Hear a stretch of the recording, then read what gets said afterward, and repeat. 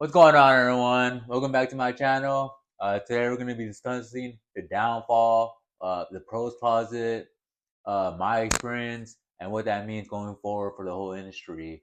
So I just got news of this from my friends over at the Radivis yesterday, and they just announced that the pros closet is going out of business, and they're doing the massive sale. All sales are final, and I believe their last month will be in October of this year, 2024. So, with that news, I'm gonna go ahead and talk about my experience. I have a 360 experience with the Pros Closet, from a consumer to a third party retailer back to consumer. So, starting off with the first one, as a consumer, I was looking for a used bike. This is before I was working at a bike shop. Found out about the Pros Closet, went on their website, pretty easy to use. Found the bike I wanted. It was a 2017 Scott foil road bike, carbon with Di2. Um, they quoted the bike for about $2,600, which is pretty fair, pre-pandemic, with taxes, shipping, and all that good stuff. I believe it came out to about 2,900. Got the bike a week later, assembled it together. Coming to find out that the Di2 battery was dead, completely dead. And it's pretty astonishing just because the fact that the Pros Closet is pro certified used bikes, and they go through a whole checklist to make sure everything's working. I even got that checklist in my box, and like I said, the battery was dead. I mentioned it to the Pros Closet. They said to go take it to a bike mechanic to confirm that the battery was dead.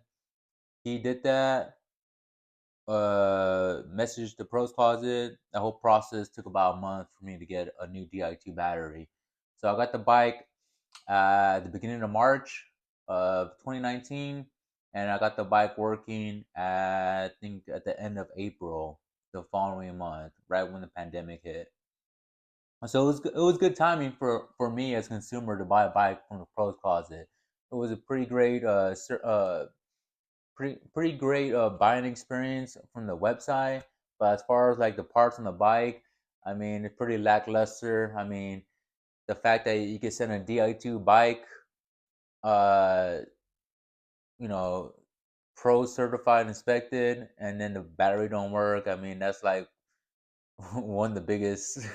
That was one of the biggest things on the bike, especially for a Di2, that the battery works. Because how else are you going to tune it? I mean, but going forward from there, now I work at a bike shop in Playa Vista.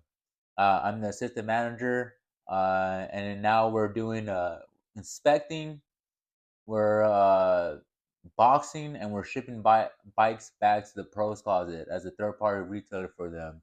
My experience with that, I mean, we only had about a handful of bikes that we had to send back to them, and so with that, those few experiences, it was pretty easy.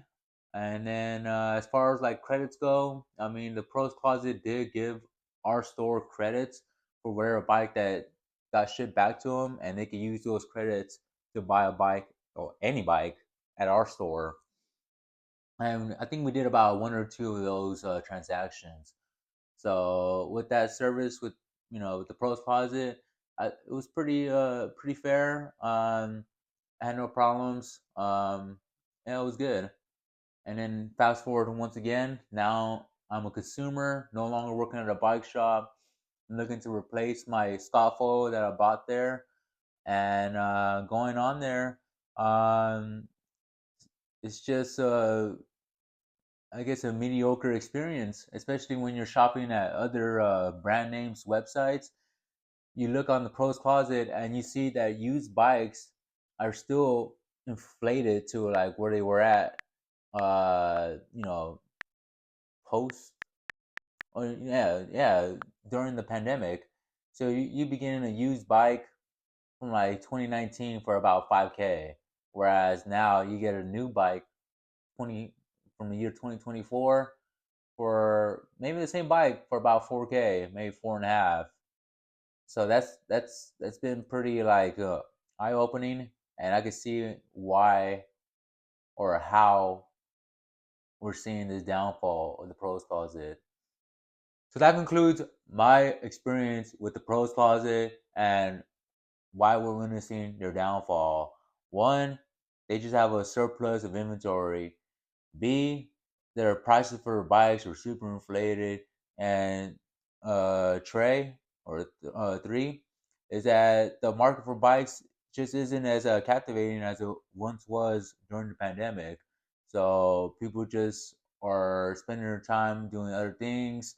People don't have money to spend on bikes for like the lower or mid tier, and people are just getting over the whole bicycle boom, and we're kind of in the aftermath. But comment down below if you guys had any experience with the pros closet.